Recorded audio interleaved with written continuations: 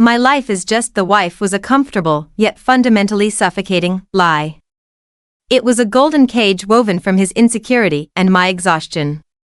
Before marriage, before the crushing professional burnout that felt like my brain was physically short-circuiting, and before the unexpected complications of childbirth that demanded years of recovery, I was Katherine Reed, not just an employee, but a principal architect in data science and computational modeling. I wasn't just part of the tech world, I helped build the foundational layer of it, the pipes and wires that ran beneath the shiny apps.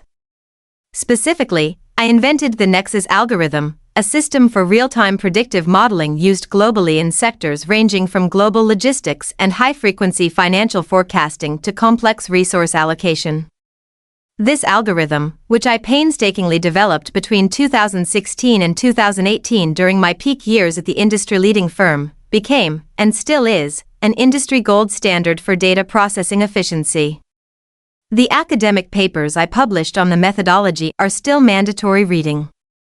I sold the rights years ago for a lump sum that secured our financial independence for life, covering the mortgage, the kids' college funds, and every lavish vacation. But my work, my legacy, is still studied in graduate programs and is used daily by major firms, including Apex Solutions, the very company where my husband, David, worked, a bitter, unspoken irony that only I truly understood. I stepped away 5 years ago. It wasn't a casual retirement into leisure.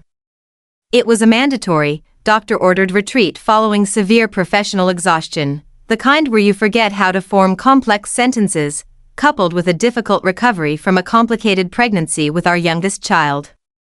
It was a conscious decision to prioritize my fractured health and focus on raising our 2 young children. This break was always meant to be temporary, a necessary and expensive recalibration of my life, a sabbatical I earned through years of 80-hour weeks and intellectual sacrifice. David, who held a respectable but ultimately non-innovative director of operations role at Apex, was initially supportive because the money was already in the bank.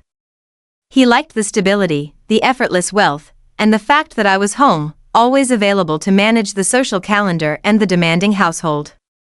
However, as his career predictably plateaued, he was a good manager, not a visionary, and my high-profile professional identity faded into the domestic background. He began to feel intensely, pathologically insecure. The vast, undeniable contrast between my past brilliance and his moderate, middle management success became a constant, silent threat to his ego, a threat that lived in his own kitchen. To cope, he started systematically minimizing me. It was a slow poison designed to keep me contained. He subtly reframed my past as something I did a long time ago, a fluke of youth before the real world got hard, and always emphasized my current role as a full-time homemaker, a title he used like a gold-plated, restrictive leash. The death by 1,000 cuts was agonizing. I remember one excruciating dinner party where I casually mentioned a flaw in the central banking system's data integrity. His colleague, a sharp man, paused, genuinely interested. David immediately cut me off with a loud, condescending chuckle and a dismissive flick of his wrist, as if shooing away a fly. "That's cute, honey," he announced to the table, making sure everyone saw my embarrassment, "but this is current business theory, not academic hypotheticals from your retired days." If a former colleague messaged me about an industry trend, David would interrogate me about the message and then pointedly change the topic, unable to stand the idea that I still had currency, still had a vibrant connection to the world he was desperate to conquer but couldn't. But the pattern that truly cemented itself, the one that broke my spirit and solidified my resentment into bitter concrete, was his introduction routine. He would lead me around company functions and invariably use the same, patronizing script, spoken loud enough for everyone to hear, cementing my identity in their minds. "This is my wife, Katherine. She stays home now. She doesn't work."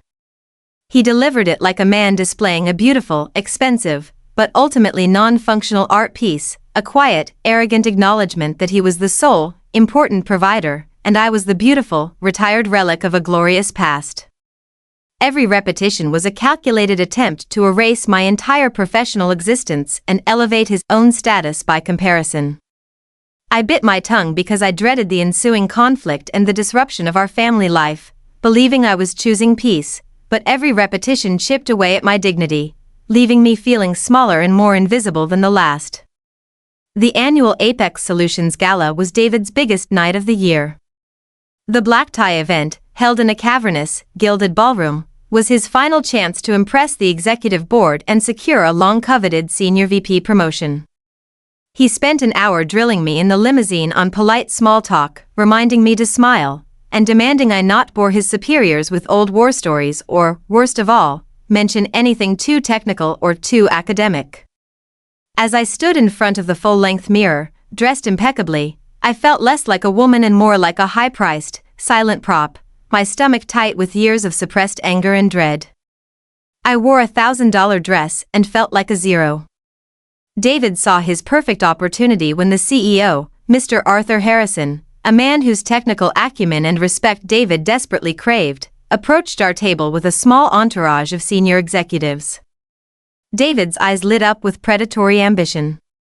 He pulled me forward, placing his hand possessively on the small of my back, a gesture of ownership he always used in public, and launched into his well-rehearsed, soul-crushing line, his voice dripping with forced casual condescension, loud enough for the entire group to hear. "Mr. Harrison, I'd like you to meet my wife, Katherine. She's wonderful. She stays home now. She doesn't work."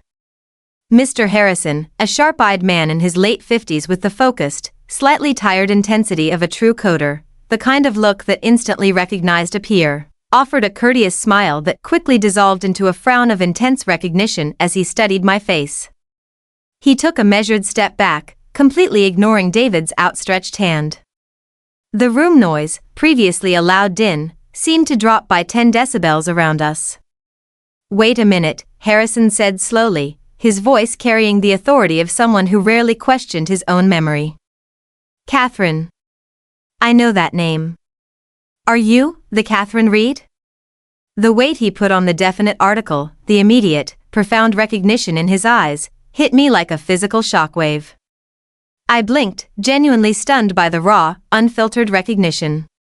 "Yes, sir, I am." David let out a nervous, strained, high-pitched laugh, trying desperately to wrestle back control of the narrative he had just lost. "Oh, she used to be a programmer, Mr. Harrison. Before, she retired to manage the household and the kids. Nothing relevant." Harrison didn't even glance at David, who was now invisible to him. His focus was entirely on me, professional reverence replacing general politeness. "Retired? David, you married the Katherine Reed? The one who developed the Nexus algorithm in 2018? The predictive modeling foundation? That thing is a marvel of algorithmic efficiency.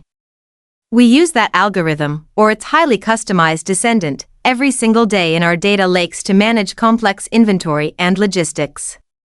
Our entire Q4 optimization strategy hinges on its core logic. You're not just a programmer, Katherine, you're a legend. We still onboard new graduate hires in our data science department by teaching them your optimization modules." The collective silence that followed was suffocatingly heavy, punctuated only by the distant clinking of glasses and the sound of David's rapid breathing. The small group of high-level executives standing nearby had completely ceased their conversation, their gazes fixed on the scene. Their eyes darted nervously from Harrison's genuine awe to David's face, which had gone the color of white ash and started to visibly sweat under the bright chandelier light. David had panicked, tried desperately to intervene again, a pathetic squeak escaping his throat. "Sir, please, Katherine, you're tired. Let's not bore Mr. Harrison with." David actually tried to take my arm and pull me away, his grip tightening in a frantic, futile attempt to physically enforce the verbal control he had just lost.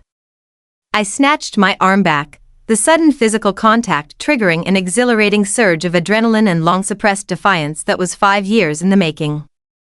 I stood my ground, met Harrison's gaze, and smiled warmly, completely ignoring my husband. "It's no bore at all, Mr. Harrison. It's lovely to be recognized.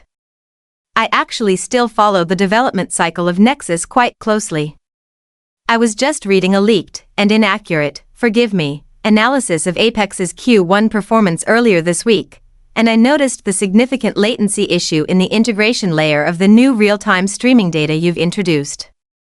It's likely not an input buffer bottleneck, as your Q2 internal memo suggested, but rather a structural issue within the recursive call structure of the Nexus wrapper itself.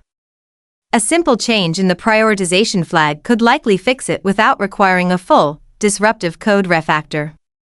I talked pure, high-level computational shop for 3 solid, dazzling minutes, effortlessly dissecting Apex's most pressing technical crisis, a crisis David likely didn't even fully understand, and offering a brilliant, instantly actionable solution. Harrison, completely mesmerized and impressed by the sheer intellectual horsepower, pulled out his phone to open his notes app, demanding more detail. David stood rigid, utterly erased from the conversation, reduced to a decorative piece himself, his career literally standing on the foundation of the code I wrote, while I casually solved his company's most urgent technical crisis. He was humiliated, impotent, and exposed as utterly mediocre in front of the man whose approval he cherished most. The moment Harrison left, profusely thanking me and insisting I call him on his private line first thing Monday morning, David exploded.